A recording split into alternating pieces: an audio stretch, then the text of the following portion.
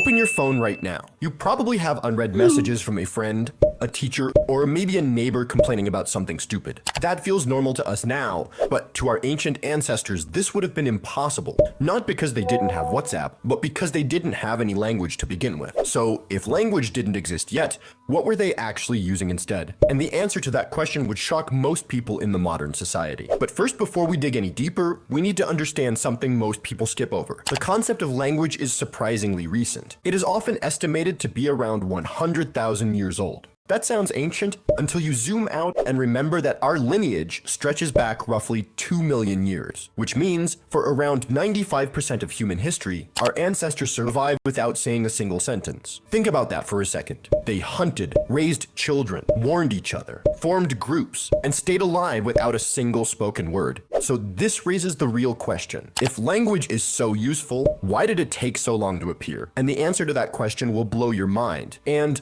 no, they weren't stupid. Ancient humans were not simply too dumb to speak. In fact, the human brain has actually shrunk by roughly 10% over the last 30,000 years. Neanderthals even had brains larger than Homo sapiens. And don't tell me that size doesn't matter. So the problem was not intelligence. The problem was interface. They had powerful brains, but they did not yet have the vocal and neurological system needed for complex spoken language. Their processing power was there, but the output system was limited, like having a supercomputer with no keyboard. Very impressive, but good luck sending an email. It wasn't until around 200,000 years ago that something really interesting happened. A mutation in the FOXP2 gene, also known as the language gene. This mutation helped improve the precise mouth and facial movements needed for speech. It did not magically create language overnight, but it helped make complex spoken communication biologically possible. So yeah, now you have the supercomputer and its keyboard. And this is where things get really weird. This upgrade came with a bizarre cost. Humans are the only mammals on Earth that can easily choke to death on their own food. The mutation of the language gene gave us a low larynx, which helped us produce complex vowel sounds. But it also made eating food an activity that can send you to heaven or hell. That's why your parents keep insisting to not talk while you eat. We literally traded safer swallowing for speech. Nice deal, right? But still, the main question remains unanswered. If language did not exist yet, what were ancient humans actually using instead? The simple answer is they had superpowers. Yes, you heard it right, but not the ones you just imagined right now. In order to survive without speech, your ancient ancestors had an extraordinary cognitive abilities. You're probably wondering, how did we, in the 21st century, got to know about something like that? And the answer to that question comes from a chimpanzee named Ayumu. Primate researcher Tetsuro Matsuzawa at Kyoto University's Primate Research Institute spent decades studying the cognitive differences between humans and chimps. In 2000, a chimp named Ai gave birth to Ayumu. And instead of trying to teach Ayumu human language, Matsuzawa did something really interesting. She tested his raw cognitive hardware against ours. The test was simple. Numbers from 1 to 9 appeared in a random order on a touch screen. Ayumu touched number 1. Then the other numbers instantly turned into blank white squares. Now he had to remember where every number had been and tap the squares in the correct order. Sounds easy so far,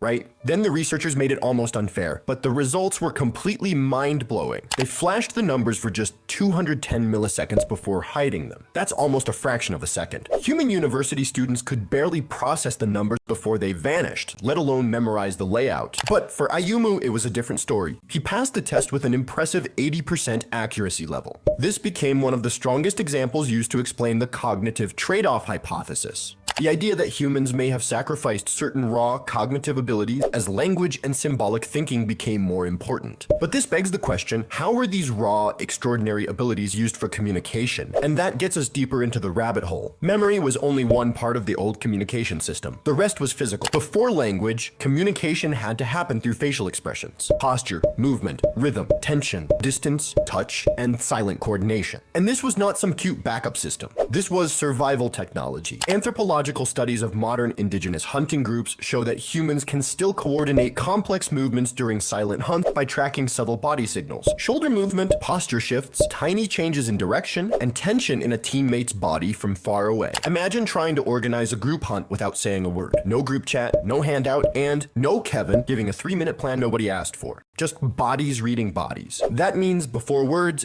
humans may have relied on a much deeper reading of the body than most modern people use today. And it does not stop there. Ancient hominids possessed a highly functional vomeronasal organ, a sensory receiver in the nasal cavity that allowed them to instantly smell fear, social hierarchy, and aggression via airborne pheromones. As we developed vocal syntax, this older chemical channel became less central, eventually withering into something far less useful in modern humans. So before language, if a predator was near, your body was not waiting for someone to say, run. Your senses were already reading the chemical shift, your working memory was mapping the space, and your kinesthetic awareness was tracking the tribe without a single word being spoken. We lost all of this. By choosing language, humans became individually weaker in some ways, but collectively stronger in almost every way. But here is where almost everyone misses the point. We usually tell the story of language like it was a pure upgrade. Humans gained words, and suddenly, everything became better. But actually, the reality is a bit different. The old system had one advantage language never had. It was genuine and hard to fake. Micro-expressions resolve in under 200 milliseconds, often faster than conscious control. Muscle tension, vocal tone, posture, eye movement, and breathing all reveal information before the rational mind has time to edit it. The body speaks before the mind can polish the sentence. Language introduced something different: strategic deception, a feature humans would later use extensively on the internet. Words can lie in ways bodies struggle to. You can rehearse a sentence, but you cannot fully rehearse your nervous system. And from the moment language emerged, the relationship between communication and truth became permanently negotiable. Truth was no longer only something the body revealed, it became something words could manage. Think about your life right now. Every time you send a text, a voice message, a comment, you are using the most powerful communication tool humans ever invented. But you are also removing most of the older signals your nervous system evolved to read.